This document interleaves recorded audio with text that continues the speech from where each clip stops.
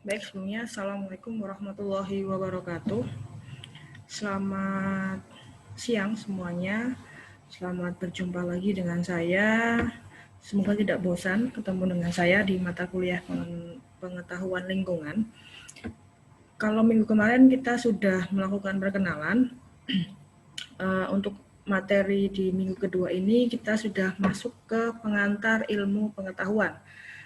Mungkin bagi kalian yang berasal dari SMA dan mengambil jurusan IPA mungkin tidak asing lagi dengan apa itu lingkungan, tetapi yang mungkin dari SMK atau dari IPS saat SMA mungkin perlu penyesuaian. Jadi di materi ini hanya konsep dasarnya dulu. Jadi saya ratakan semua bahwa kalian berasal dari SMA atau yang belum pernah mengambil atau pernah mengetahui tentang apa itu lingkungan, seperti itu. Nah, ini maaf.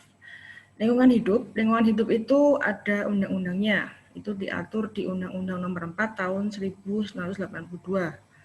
Silakan nanti kalian cari isi dari undang-undang itu apa.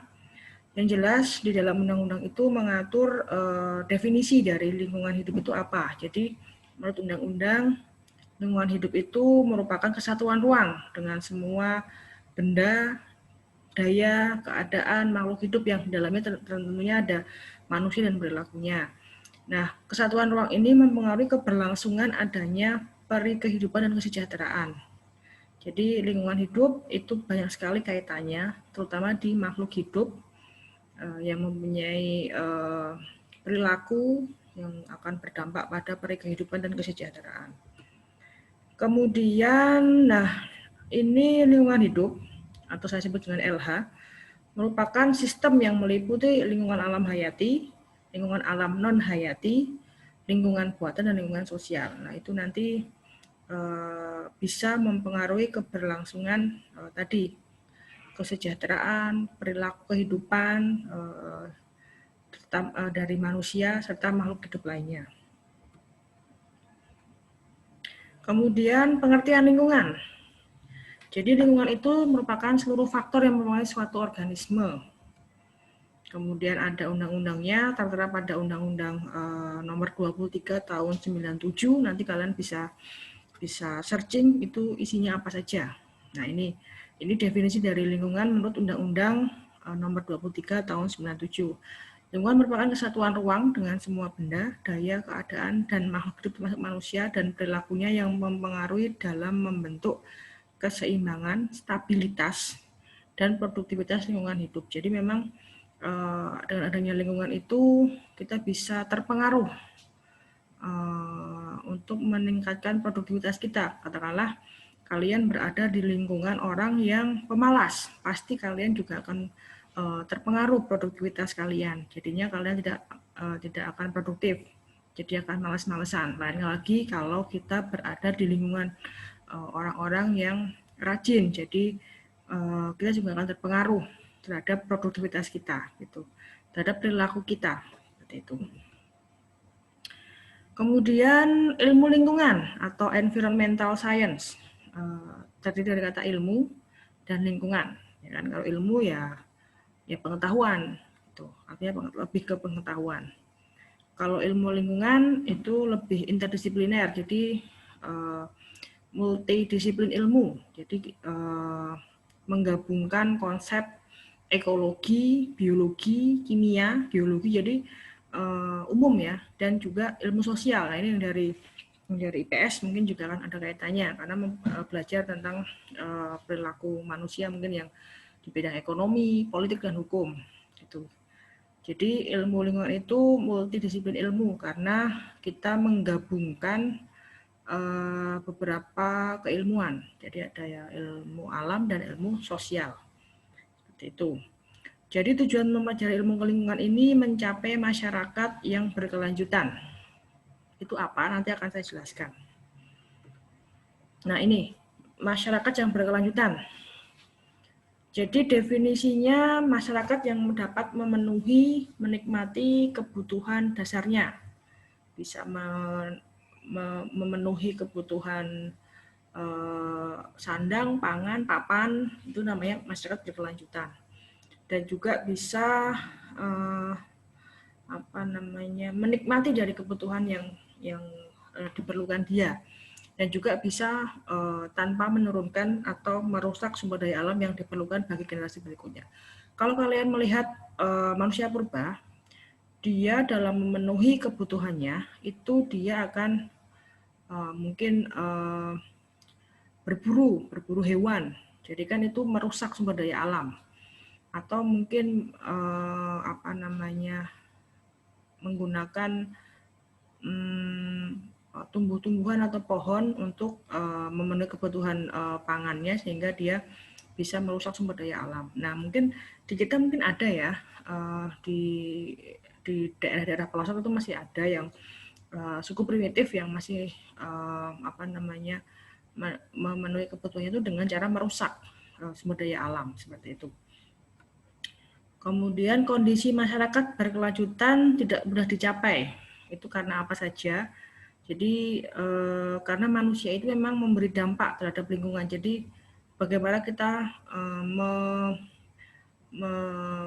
menyikapi dengan lingkungan itu seperti apa. Kalau kita memang sayang terhadap lingkungan, ya kita tidak akan merusak lingkungannya itu sendiri, tidak akan kayak membuang sampah sembarangan, kemudian memotong atau menebang pohon di hutan karena akan merusak, akan terjadinya erosi dan lain sebagainya. Kemudian populasi manusia terus meningkat, ya jelas setiap hari saja pasti akan ada pertambahan jumlah manusia. Pemanfaatan sumber daya alam terus meningkat, itu juga karena manusia itu tidak bisa hidup terlepas dari lingkungan sekitar. Jadi ya pasti akan ada kaitannya dengan sumber daya alam gitu. Dampak manusia terhadap lingkungan terus meningkat. Jadi kayak hutan ditebang, kita ambil kayu, kemudian pencemaran, limbah dan lain sebagainya, itu tidak akan menyebabkan masyarakat berkelanjutan itu tercapai gitu. Kemudian mewujudkan masyarakat berkelanjutan itu perlu mengantisipasi permasalahan lingkungan sedini mungkin. Kayak tadi contohnya yang menebang pohon tadi itu contoh yang tidak bisa kita dalam pewujudan masyarakat berkelanjutan, karena kan ya akan merusak lingkungan gitu. Jadi perlu ditekankan bahwa di sini untuk mengatasi itu semua, mengatasi permasalahan lingkungan itu perlu pemahaman. Jadi mungkin orang Indonesia tuh tidak mau memahami tentang ilmu lingkungan, karena lingkungan itu akan berdampak sekali terhadap perilaku kita. Gitu. Kemudian unsur-unsur lingkungan hidup, ada biotik, unsur hayati. Jadi yang terdiri dari manusia, hewan, tumbuh-tumbuhan, itu termasuk dari unsur hayati atau biotik. Kalau kalian berada di sekolah, di kebun sekolah, itu akan didominasi oleh tumbuhan, pohon-pohon, taman, gitu. Kalau di dalam kelas, nanti saat kalian ketemu dengan teman-temannya, maka lingkungan hayatinya itu teman-teman kalian, gitu, sama manusia. Gitu. Jadi kalau unsur hayati itu lebih ke unsur lingkungan hidupnya, itu apa saja. Gitu. Bisa manusia, hewan, tumbuhan, bahkan jasad organik juga bisa. Kemudian unsur sosial budaya. Ini lingkungan yang dibuat manusia, yang merupakan itu bisa gagasan, gitu. Kemudian unsur biotik, abiotik, unsur fisik. Jadi kayak benda-benda yang tidak hidup, tanah, air, udara, iklim. Jadi sumber daya alamnya kalau unsur fisik gitu. Kemudian sifat lingkungan hidup itu ada macam-macam faktornya. Yang pertama, jenis dan jumlah masing-masing unsur lingkungan hidup. Jadi ada berapa jenis. Kemudian hubungan atau interaksi antara unsur-unsur dalam lingkungan hidup. Apakah ada hubungannya antara manusia dengan hewan, manusia dengan tumbuhan, dan lain sebagainya. Kemudian kelakuan atau kondisi lingkungan hidup. Kondisinya bagaimana? Apakah dia ada interaksi? Nah, itu namanya sifat lingkungan hidup. Kemudian faktor non-material, suhu, cahaya, kebisingan. Karena lingkungan hidup itu juga dibentuk adanya suhu, adanya pengaruh suhu, pengaruh cahaya, kebisingan. Kalau kalian berada di pegunungan, itu kan dipengaruhi oleh suhu, jadi relatif lebih dingin. Gitu. Jadi itu sifat lingkungan hidupnya di pegunungan itu lebih dingin. Kalau kalian tinggal di lingkungan yang padat, di perkotaan, apalagi di dekat pabrik, itu pasti akan terbentuk lingkungan yang menimbulkan kebisingan. Itu. Kemudian mutu lingkungan hidup.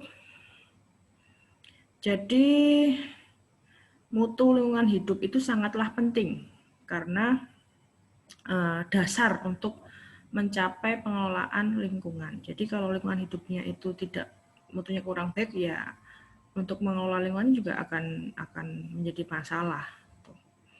Kemudian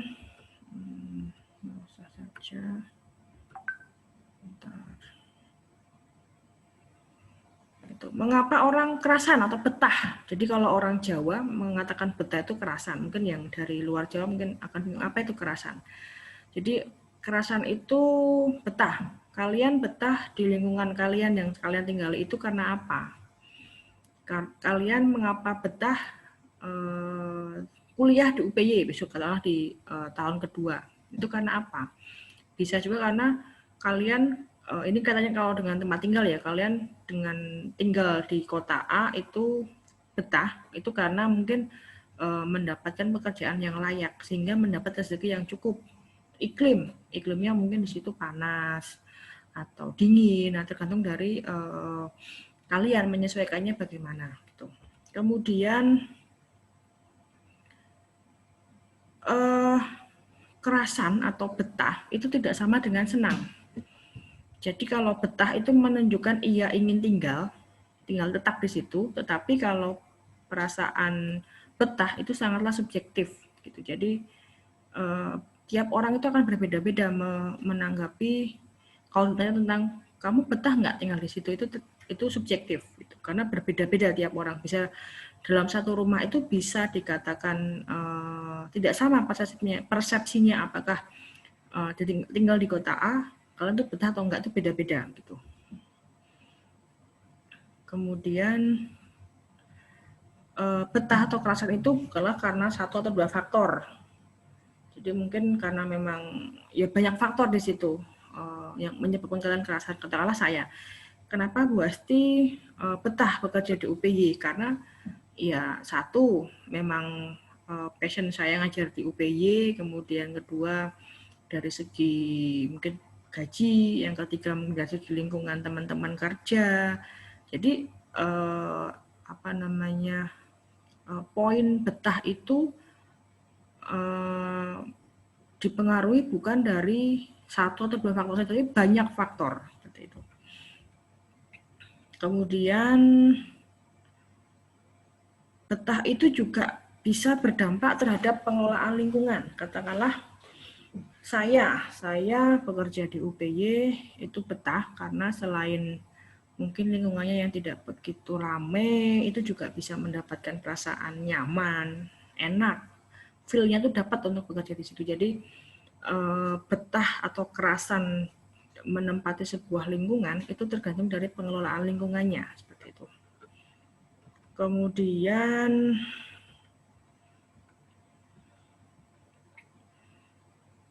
mutu lingkungan diartikan sebagai kondisi lingkungan dalam hubungannya dengan mutu hidup. Jadi makin tinggi derajat mutu hidup dalam suatu lingkungan tertentu, maka makin tinggi pula derajat mutu lingkungan di lingkungan itu sendiri. Jadi kalau misalnya di Jakarta aja, itu kan tinggi banget mutu hidupnya, gitu. Tetapi derajat lingkungannya juga akan tinggi juga karena banyak berdampak terhadap kerusakan. Nah ini mutu hidup tergantung dari derajat pemenuhan kebutuhan dasar. Jadi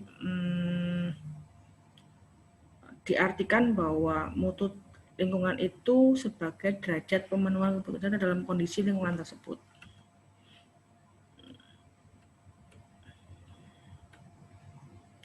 Lingkungan hidup sebagai sumber apa ini? Sumber kebutuhan, sumber dasar. Ini nggak usah saja. Dan sumber daya alam. Nah, ini kaitannya dengan lingkungan sangat erat ini. Sumber daya alam itu mempunyai daya regenerasi asimilasi yang terbatas. Ya, karena sekarang sumber daya alam kita itu sudah sudah terkikis ya, sudah banyak yang terpakai gitu, sehingga perlu adanya regenerasi atau energi terbarukan seperti itu. Kemudian sumber daya lingkungan yang dimiliki oleh umum sering digunakan untuk digunakan oleh banyak khalayak umum, sehingga kayak taman yang ada di kota itu kan itu milik umum. Memang ada yang mengelola, tapi kadang kita menyalahgunakan taman tersebut, kadang untuk malah buat foto-foto kayak gitu.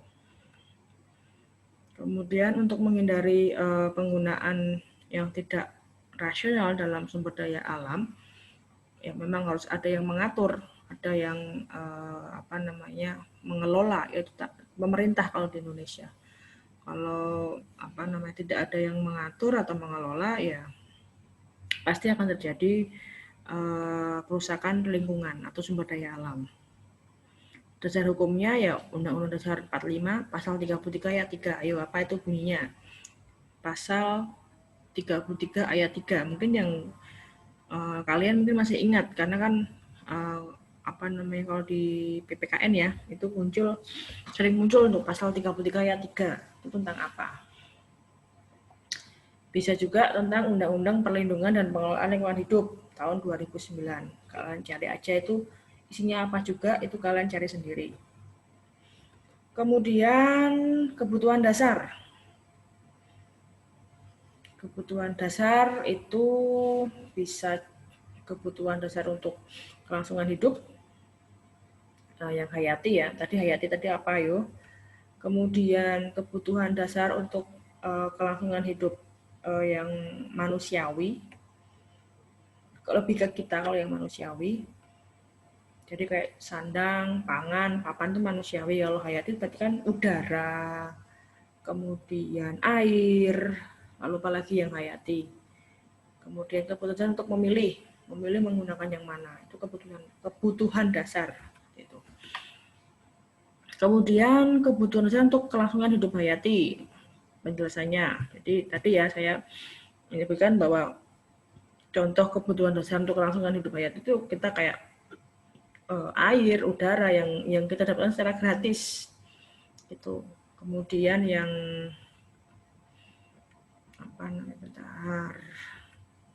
kemudian yang manusiawi ya kebutuhan kita, kebutuhan yang beda-beda tiap individu tidak beda-beda. Katakanlah kalau yang itu ya material dan non material. Material itu yang sifatnya apa? Lebih ke sandang, pangan, dan papan kalau yang manusiawi itu. Nah kan pakaian, rumah, energi, pekerjaan, pendidikan itu manusiawi. Kemudian yang kebutuhan dasar untuk memilih. Ya kita pasti akan menggunakan logika kita dalam menentukan sebuah pilihan untuk keberhasilan hidup kita gitu. Jadi apakah kita akan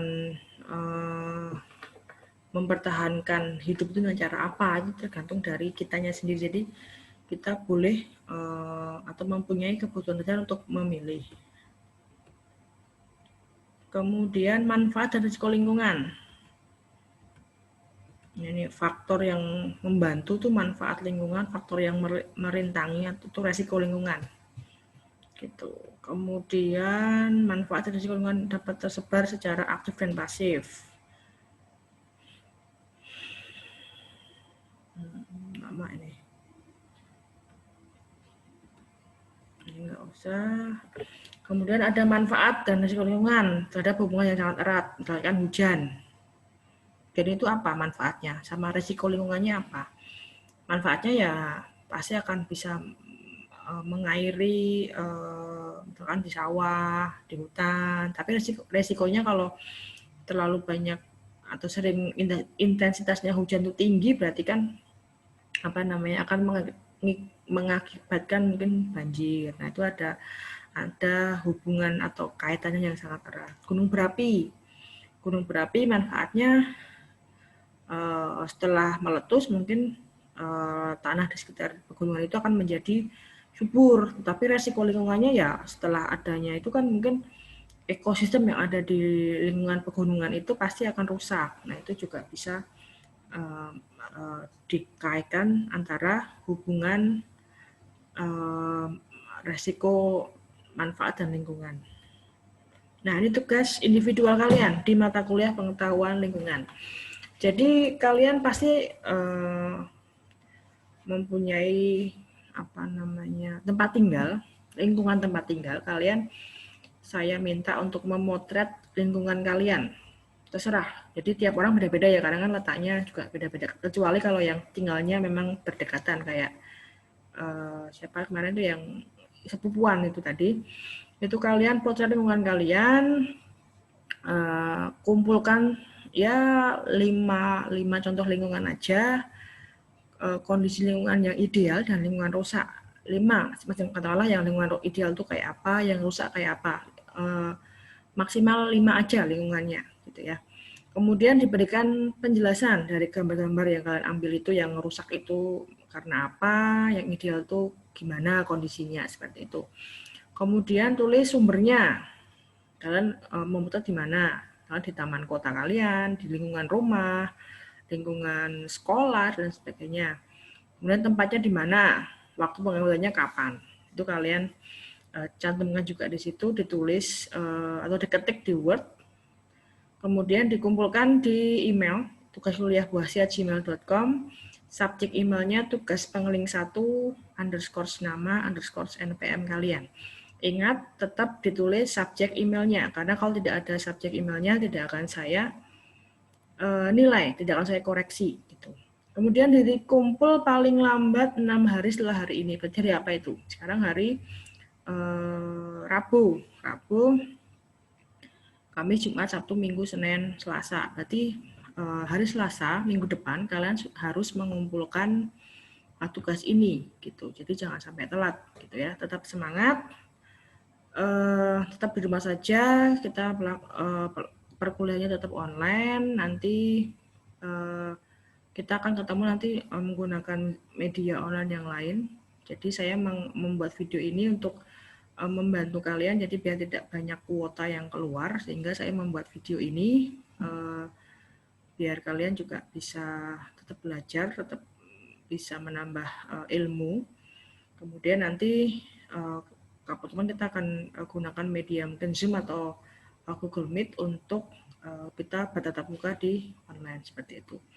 Oke, kalau ada yang ingin tanyakan mungkin bisa di grup saja, WA grup yang WA grup kuliah Buhasti 2020 itu, kalian tanya saja di situ, jangan japri ya, karena japri nanti kalian ada yang nanyanya sama gitu. Jadi di grup aja biar semuanya biar bisa menyimak itu ya.